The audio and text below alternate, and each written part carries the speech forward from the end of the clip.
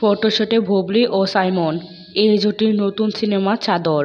সিনেমাটি শীঘ্রই আসছে প্রেক্ষাগৃহে। সেই প্রস্তুতি নিতেই সম্প্রতি ফটোশুটে অংশ নিয়েছেন দুই অভিনয়শিল্পী।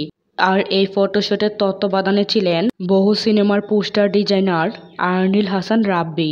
ফটোশুটে দুটি ভিন্ন পোশাকে আলাদা আলাদা এক্সপ্রেশনে দেখা গেছে সাইমন বুবলিকে। গ্রামীণ প্রেক্ষাপট, নারীর এগিয়ে যাওয়া, সেই এগিয়ে যাওয়ায় পুরুষের সহযোগিতার মতো বিষয় নিয়ে গড়ে উঠেছে সিনেমাটির গল্প।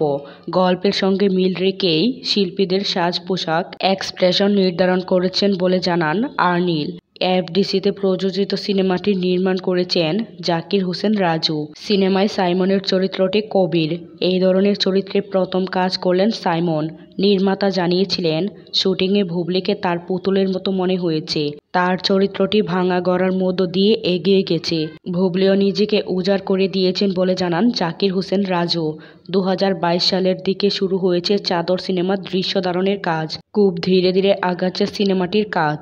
এর আগে জাকির হোসেন রাজু পরিচালিত জি হুজুর সিনেমা দিয়ে চলচ্চিত্রে পা রাখেন নায়ক সাইমন।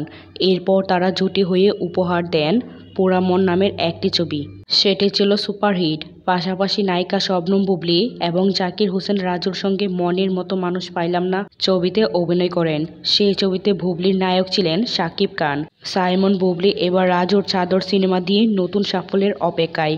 দর্শক, শবনম বুবলি ও সাইমন জুটিকে আপনাদের কাছে কেমন লাগে? চাদর সিনেমাতে এই জুটি কতটা সাফল্য অর্জন করতে পারবে? আপনাদের কাছে কি মনে হয় তা অবশ্যই কমেন্ট করে জানাতে ভুলবেন না।